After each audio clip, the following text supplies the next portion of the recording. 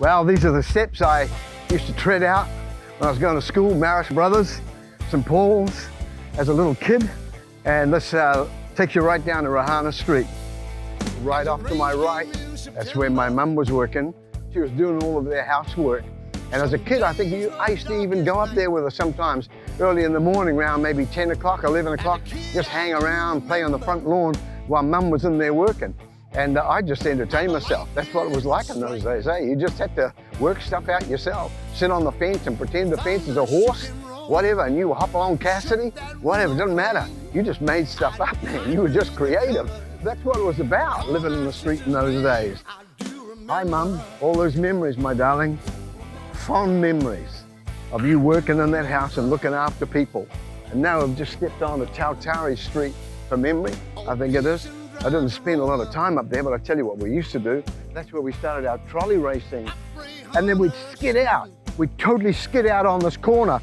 Some of us would end up over there, and some of us would make it on the track straight down, and others, they'd try to shortcut, and they'd try to cut us off through here, but we'd forget the steel wheel. So the moment you go on there, your wheels just get stuck in the mud.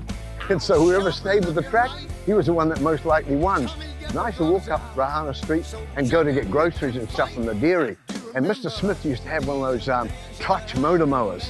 And he called out to me one day. He said, "You want to have a go on the mower?" And I said, "Yeah." He said to me, "Do you know how it works?" I said, "Well, kinda." And so he said, "Well, here you are." And he handed me the mower. I put my hands on it. I didn't really know how to work the clutch. I dropped the clutch on the thing and it took off, and I mowed two people's lawns. I went from his lawn right over to the neighbor's, and I didn't know how to stop it. I couldn't find the brake. And so Mr. Smith came running across his lawn and grabbed it. The thing nearly rolled over. That was my first experience at one of those clutched up motor mowers. That was a beauty. Thanks, Mr. Smith. This house we're looking at now, I think it was the Parkinson family that lived in there. That's the original house. That is exactly as it was when I was a kid. It's identical, man. Hasn't changed at all. And this house coming up, my mum used to work in that house as well. And remember what I said before? We'd be ripping past here on trolleys, steel wheel trolleys, making a racket. For Christmas, Dad bought me a two-wheeler bike, and I used to rip it up here, up this park here, and down again. It's a reserve, Tautari Reserve. Nobody has ever built on that to this day. This house is gone. Mr. Peebles lived in there. He's a local plumber. And he's long gone, absolutely long gone. There's nothing happening there. There will be eventually. And where we're heading now is to one amazing character, and that was Mr. and Mrs. Duffin. So we, 3 or 4 of us, trying to pass each other on this path, steel wheel trolleys, and we'd come down here and we'd be moving pretty quick. And then we'd see this couple waiting for us. He was about 6'4", Mr. Duffin, and she was a little old girl. And we'd get to their, just almost to their letterbox, and Mr. Duffin would have a massive yard broom. And what he'd try and do is, when we were going past on the steel wheel trolleys, he'd have the broom and he'd whack the broom like that, and sometimes it would whack us in the chest. Or if he didn't get us in time, we'd get whacked in the back of the head with Mr. Duffin's broom. Those are my memories of this house up there. They were absolute tyrants. And that's the original house. Nothing's changed. It's exactly the same. There's the infamous letterbox down there. But I tell you what, they'd wait. Mr. Duffin would wait here like this with his broom, and he'd have his head out like this. He'd hear the noise coming, and we'd get about there, and he'd get his broom back like this, and then wallop like that. One of us would get it. If he missed that one, bang, it'd come back this way. He'd have to be incredibly fast, though. He was a skilled dude. Wow. Another character on Reihana Street, of course, was Williams, up here on the left. That's my mate Jughead, we used to call him, from the comics. His real name was Eric, and he had a brother called Mickey. And when they had little fallouts, Tommy, the father, would say, "Hey boys, get the gloves out."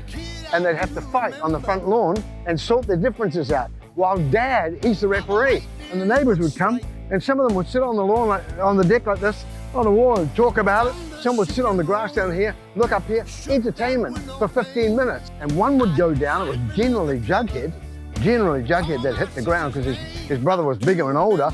And wow, talk about entertainment. Those were the kind of characters that lived on Reihana Street. And now we're heading straight over the street 72, Reihana, which is the Silvers. Don't get confused.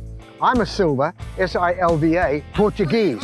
This is S-I-L-V-E-R. Completely different spelling, completely different people altogether. Nairi lived over there, and her partner, Gray Brassy, he built my trolley for me.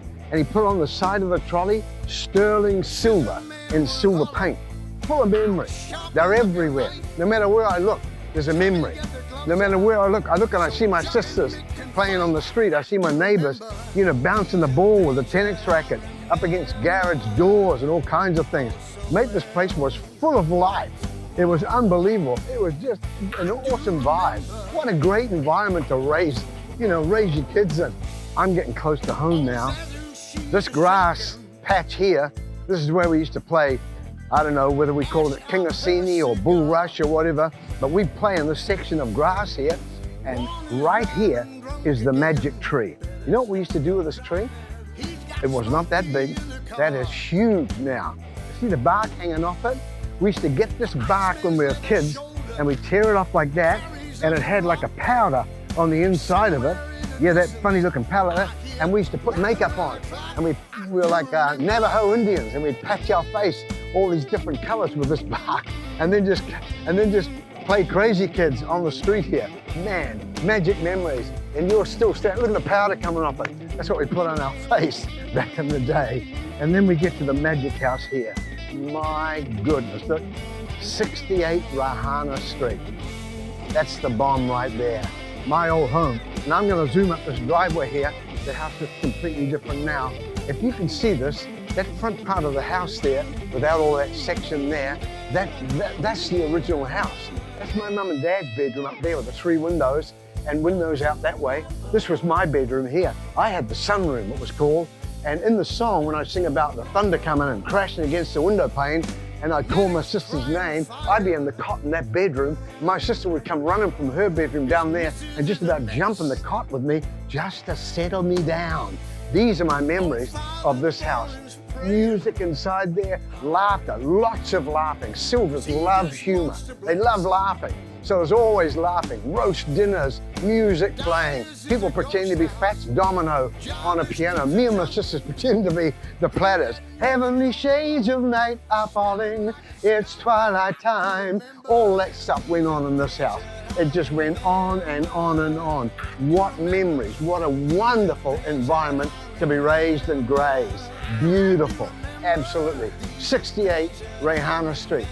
Thunder hit the window pane. I'd call my sister's name and she'd come running and help me.